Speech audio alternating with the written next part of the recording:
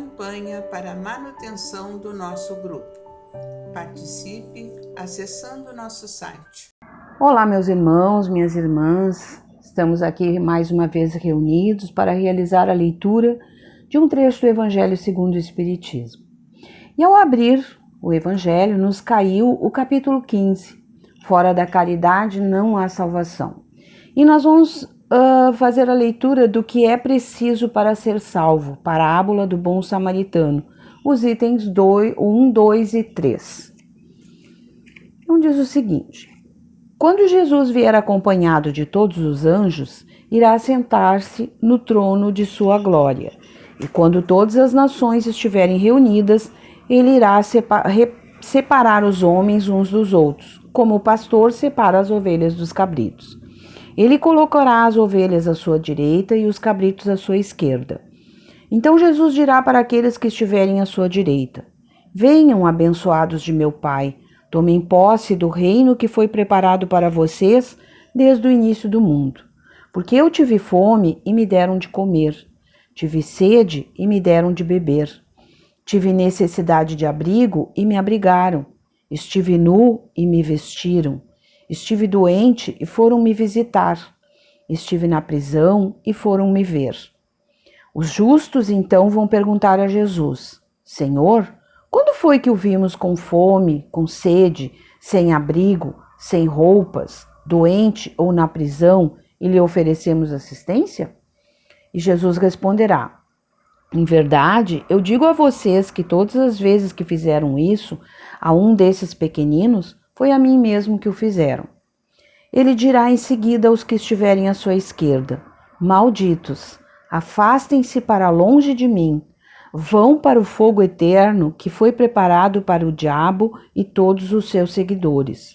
Pois tive fome e não me deram de comer, tive sede e não me deram de beber, tive necessidade de abrigo e não me abrigaram, estive nu e não me vestiram, estive doente na prisão e não foram me visitar.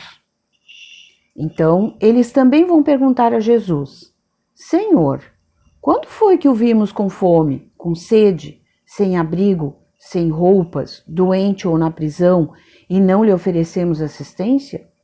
E Jesus lhes responderá: em verdade, eu digo a vocês que todas as vezes que deixaram de dar assistência a um desses pequeninos, foi a mim mesmo que deixaram de assistir. Vocês irão para o castigo eterno e os justos para a vida eterna.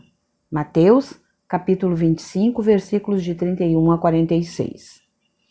Eis que um doutor da lei levantou-se e disse para tentá-lo: Mestre, o que devo fazer para receber como herança a vida eterna? E Jesus respondeu: o que é que está escrito na lei? Como você consegue interpretá-la?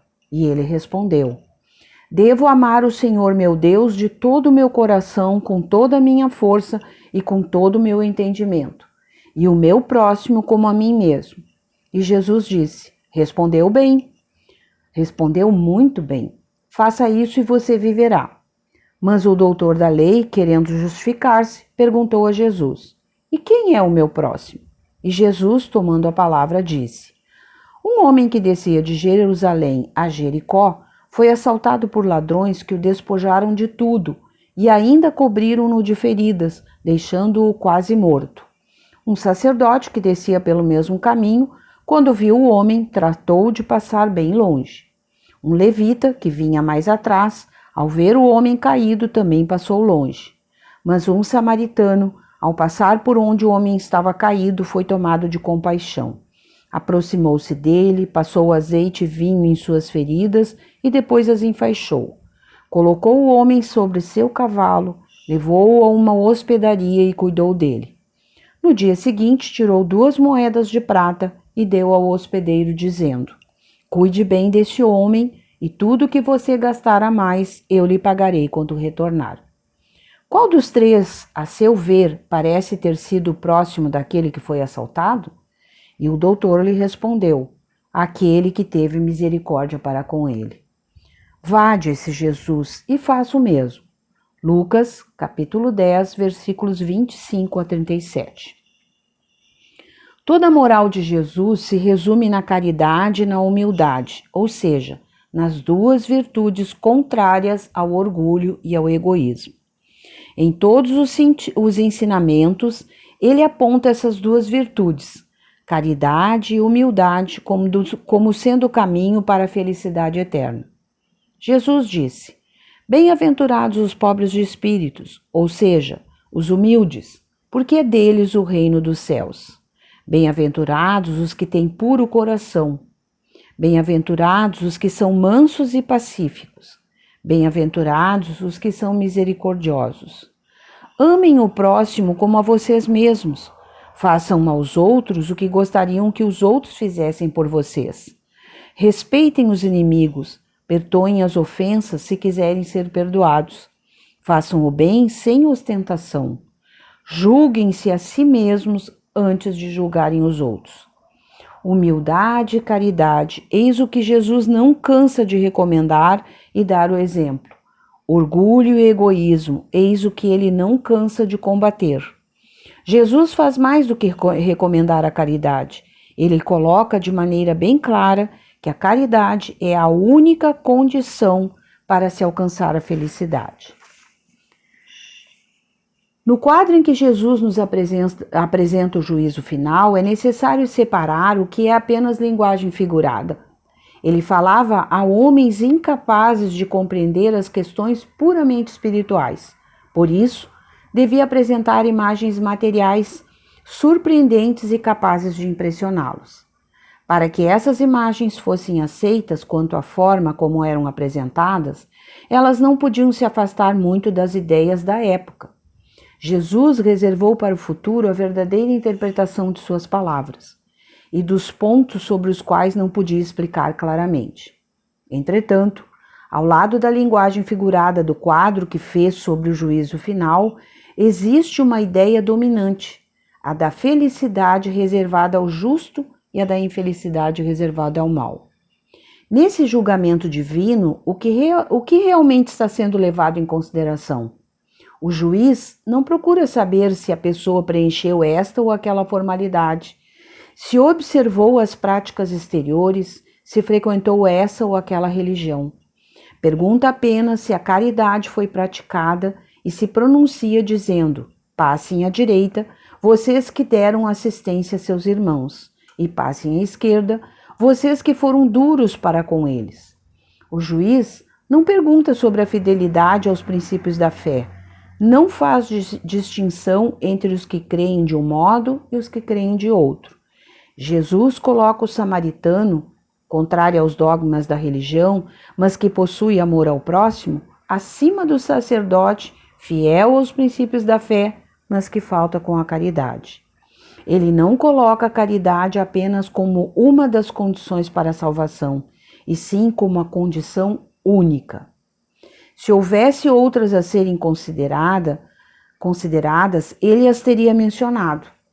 Se Jesus coloca a caridade como a primeira das virtudes, é porque ela contém implicitamente todas as outras: a humildade, a mansidão, a bondade, a indulgência, a justiça, etc. E também porque a caridade é totalmente oposta ao orgulho e ao egoísmo.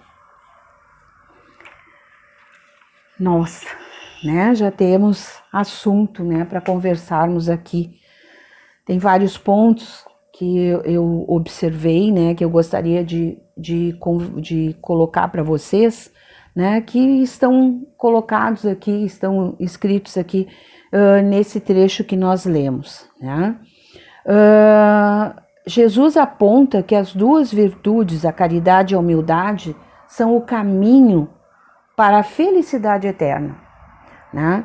E a caridade nos remete ao amor, porque para nós pensarmos no próximo, né, praticarmos o bem, nós precisamos ter amor pelo nosso próximo, né? E precisamos ter humildade, porque ao ser humildes, nós não vamos estar nos sentindo maiores do que os outros, não estaremos tendo orgulho, né? Não teremos vaidade, seremos humildes, nos colocando numa posição abaixo do nosso irmão, porque nós não somos melhores do que ninguém, Nós somos iguais, nós somos criados pelo nosso Pai como simples e ignorantes e todos iguais. Todos nós somos iguais. É que nós vamos adquirindo ao longo das existências, nós vamos adquirindo os nossos conhecimentos. E esses conhecimentos devem ser adquiridos com humildade. E nós vamos nos melhorando dependendo do esforço que nós empregarmos para isso. E da vontade que empregarmos também para acelerar ou não.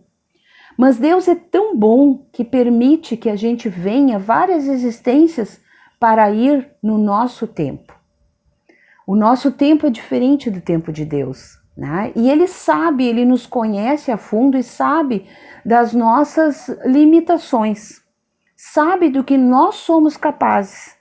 E aí Ele vai nos apresentando situações, lições para que a gente possa aprender de acordo com o nosso tempo e com a nossa capacidade. E essa lição de hoje, né, como diz aqui, amem o próximo como a vocês mesmos. Façam aos outros o que gostariam que os outros fizessem por vocês. Respeitem os inimigos. Perdoem as ofensas se quiserem ser perdoados. Façam o bem sem ostentação. Aqui aparece a humildade de novo, né? Julguem-se a si mesmos antes de julgarem os outros. E o que a gente faz? Quando nós estamos julgando os outros, estamos criticando, é porque nós estamos enxergando no nosso próximo, naquele que nós estamos julgando, aquilo que está dentro de nós. Porque o nosso irmão é o reflexo. Se eu enxergo nele o erro, o defeito, né? É porque eu tenho isso em mim e eu estou vendo refletido nele. Eu acho tão ruim e eu fico criticando e julgando. Então, eu preciso julgar primeiro a mim, né? Porque do mesmo modo que eu julgar os outros, eu vou ser julgada. Está lá em outra parte do Evangelho, né? E esse Evangelho tão maravilhoso que se a gente for juntando, é como se fossem pecinhas de um quebra-cabeça. Tu lê em um capítulo uma coisa que tu vai juntar do capítulo anterior, do capítulo seguinte, tu vai juntando as pecinhas e isso vai fazendo com que a gente consiga entender melhor essas lições tão grandiosas que Jesus precisou vir nos trazer para que a gente entendesse, né? E quando ele fala aqui, ó, que a caridade é a única condição para se alcançar a felicidade, para que a gente tenha essa felicidade, num capítulo anterior, no capítulo 14, cujo título é Honrar Pai e Mãe, tem uma frase que diz o seguinte: não existe caridade sem o esquecimento das ofensas e das injúrias. Não existe caridade com ódio no coração e não existe caridade sem perdão. Então eu até posso fazer o bem para um irmão que esteja necessitado, mas se eu ainda não perdoei alguém, é porque eu não tenho amor, né? E a caridade é puro amor. Então eu preciso sentir esse amor pelo próximo e aceitar esse próximo como ele é, do jeito que ele é. E nós ainda temos a pretensão de querer que o nosso próximo faça o que nós achamos que está certo. E não é por aí, né? Nós sabemos. Então a gente precisa perdoar, porque no momento que nós perdoamos, nós encontramos a felicidade. E no momento que nós nos encontramos paz de espírito e o nosso coração está livre desses sentimentos inferiores, nós conseguimos praticar o amor e, consequentemente, praticar a caridade. Independente da religião que a gente professe, independente da crença, como diz aqui mais adiante, né, que o julgamento divino, que o Pai, quando vai nos julgar, ele não pergunta se nós somos espíritas, católicos, umbandistas, evangélicos, ou se nós somos ateus. Ele olha o que nós praticamos de bem, o que nós praticamos de bom para com o nosso próximo. Aí está, então, o nosso crescimento. E nós vamos ser, então, olhados por isso, pela prática do bem que nós fizemos, né? E tem uma outra parte que eu gostaria de colocar para vocês, que às vezes parece que Jesus fala assim, de um modo muito duro, né? Quando ele nos disse ali, malditos, né? No item 1 ali, quando ele diz, malditos, afastem-se para longe de mim, vão para o fogo eterno. Por que Jesus falou isso? Por que ele mostrou essa parte? Aqui no texto nos diz, para que as imagens fossem aceitas quanto à forma como eram apresentadas, elas não podiam se afastar muito das ideias da época. E aí Jesus então nos fala tão duro assim, porque naquela época os tempos eram outros, as pessoas tinham o coração mais embrutecido. Então ele tinha que falar de acordo com a época. Tanto que nas suas parábolas Jesus falava, quando ele trazia suas lições, se ele estivesse falando para mulheres, ele falava assuntos pertinentes à família, à casa, aos filhos. Ele falava para os pescadores, então ele vinha com lições referentes à pesca, a peixes, a pescas. Né? Quando ele falava a agricultores, ele falava nas sementes, ele falava no plantio. Então ele usava o que eles conheciam naquela época. Né? E mais adiante aqui, ele também nos diz que ele deixou para mais adiante,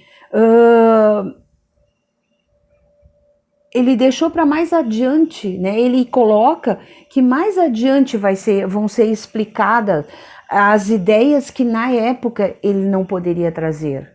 E o que seria o futuro? Ele coloca para o futuro, né, essas explicações. E esse futuro já chegou para nós, através do Espiritismo. Né? E o Espiritismo vem nos explicar essas situações, essas coisas que naquela época nós que provavelmente estávamos lá não entendemos, né? Porque não tínhamos condições ainda. Hoje nós já temos um pouco mais de condições. E ainda muitas vezes a gente abre o Evangelho e acha determinadas coisas um pouco complicadas, difícil, a gente não entende, né? E hoje já temos o conhecimento que o Espiritismo nos trouxe dessas verdades que Jesus veio nos ensinar. Então já se aclararam mais através dos ensinamentos espíritas que nós estamos tendo. Por isso a importância de nós estudarmos. Por isso a importância de nós irmos nos aprofundarmos cada vez mais. Né?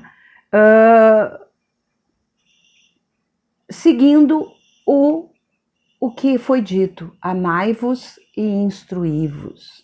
Né? Porque sem instrução nós não conseguimos entender o que Jesus veio nos dizer. E Jesus veio nos deixar o seu exemplo de humildade, de caridade, de bondade e de amor, de um amor universal que nós ainda não sabemos praticar. Mas que vamos chegar, né? Vamos chegar lá para conseguir fazer isso. E aí, quando nós chegarmos lá, nós vamos estar com as virtudes, todas elas,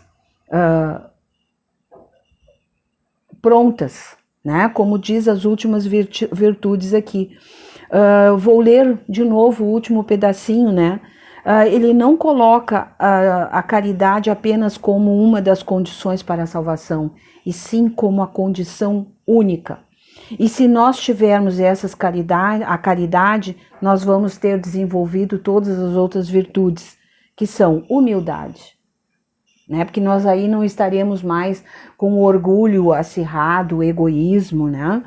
Mansidão, calma, tranquilidade, bondade, né? Nós vamos olhar o nosso irmão com um olhar de amor, procurando nos colocar no lugar dele. Indulgência, né? Perdoando, aceitando o irmão do jeito que ele é, com justiça, porque se é isso que nós queremos para nós, né? E se nós praticarmos a caridade, quando nós estivermos nesse patamar, nós já saberemos que teremos deixado para trás o orgulho e o egoísmo. Então, meus irmãos, não vamos desistir, né? E vamos seguir esse ensinamento que fora da caridade não há salvação. Vamos continuar estudando, ouvindo as palestras, nos aprofundando nos assuntos, para que a gente possa chegar o mais breve possível próximo à perfeição. Né? Que foi isso, que quando Deus nos criou, Ele pensou para nós, em sermos perfeitos. Então, meus irmãos, era isso que nós tínhamos hoje, né, diante dessa lição que nos caiu. Que Jesus nos ampare e nos proteja hoje e sempre, fazendo com que a gente caminhe de cabeça erguida por esse caminho que Ele veio nos ensinar. Muito obrigado, que seja feita a Tua vontade, Pai, hoje e sempre. Nos despede na Tua paz. Que assim seja. Campanha para a manutenção do nosso grupo. Participe acessando nosso site